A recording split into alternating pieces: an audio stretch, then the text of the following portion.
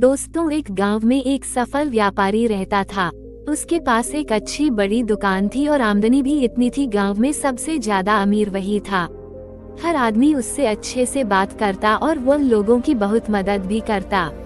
वह दिन रात मेहनत और बाकी समय में पूजा पाठ भी करता। की बहुत इज्जत करते थे, पर उस व्यापारी की एक बुरी आदत थी। वह जल्दी गुस्से में आकर लोगों से बुरा भला कह देता था, जिससे गांव के बहुत से लोग उससे नाराज रहते और जब वह नाराज लोगों को मनाने जाता और वो लोग नहीं मानते तो उसको और गुस्सा आता और वह और बुरा भला कह देता और फिर बाद में व्यापारी को बहुत बुरा लगता। एक बार गांव में एक बहुत ज्ञानी संत आए। कुछ ही दिनों में दूर दूर तक उनके ज्ञान के चर्चे होने लगे। जब ये बात व्यापारी तक पहुंची तो वह दौड़कर संत से मिलने पहुंचा। व्यापारी ने संत की बहुत सेवा और उनको अपनी समस्या बताई। संत ने व्यापारी से कहा, तुम बहुत सारे कागज के टुकड़े लो और पूरे गांव में फेंकाओ, फिर मेरे पास आना। व्यापारी बिना सोचे समझे दिन भर कागज के छोटे छोटे टुकड़े पूरे गांव में फैला देता है और फिर संत के पास पहुंच जाता है। संत उस व्यापारी से कहते हैं, तुम्हारी समस्या का समाधान मिल गया है, बस तुमको एक काम करना है। तुम जाकर उन सभी कागज के टुकड़ों को इकट्ठा करके यहाँ ले आओ। अपनी समस्या का समाधान पाकर व्यापारी बिना कुछ सोचे समझे उन कागज के टुकड़ों को इकट्ठा करने पहुंच जाता है।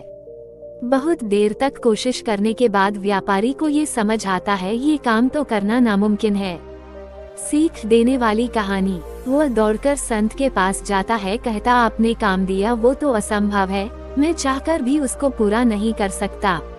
संत मुस्कुराते हैं और कहते हैं, बेटा मैं भी यही कहना चाहता हूँ, किसी को कहे आप शब्द वापस नहीं सकते हैं, इसलिए हमें हमेशा सोच समझकर बोलना चाहिए। आज के बाद तुम ये बात अपने मन में अच्छे से बिठा लो, चाहे कुछ भी हो जाए तुमको किसी को अपशब्द नहीं बोलना है।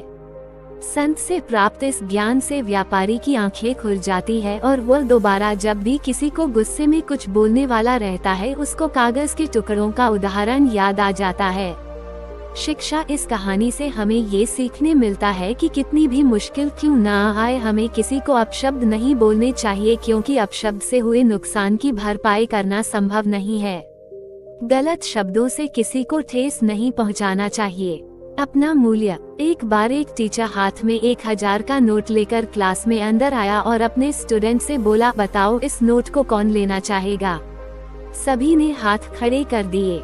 टीचर ने फिर नोट हाथ में मोड़ दिया, फिर सबसे पूछा।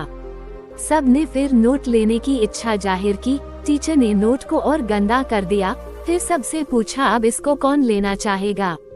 सभी ने फिर उस नोट के लिए हाथ उठा दिए। अब टीचर ने एक कदम आगे बढ़कर उस नोट को अपने जूते से कुचल दिया और फिर स्टूडेंट से पूछा, तो फिर सब ने उस नोट को लेने की इच्छा जाहिर की। फिर टीचर ने उस नोट को पानी में गीला कर दिया, फिर भी सबको वह नोट चाहिए था। अंत में टीचर ने पूछा, बताओ इस नोट में ऐसा क्या है कि मैंने इसको इतना गंदा किया, जूते से कुचला, गीला किया और न जाने क्या क्या किया, तब भी आप सब इसको पाना चाहते हो। सीख देने वाली कहानी। पता है तुम लोगों को ऐसा क्यों है? ऐसा इसलिए है क्योंकि इस नोट की कीमत अभी वही है जो पहले थी। इसलिए जीवन में एक बात हमेशा याद रखना, तुम अपनी कभी कीमत कम मत समझना। तुम्हारे जैसा दूसरा कोई नहीं है इस संसार में। जीवन में चाहे कितनी भी मुश्किल और बुरा वक्त आए, तुम अपनी कीमत मत गिरना। जीवन का वह संदेश है जो तुम लोगों हमेशा याद रखना है। उस टीचर समझने के तरीके से सभी स्टूडेंट को इतनी बड़ी बात इतनी आसानी से समझ में आ गई जो बड़े बड़े गायनी नहीं पाए।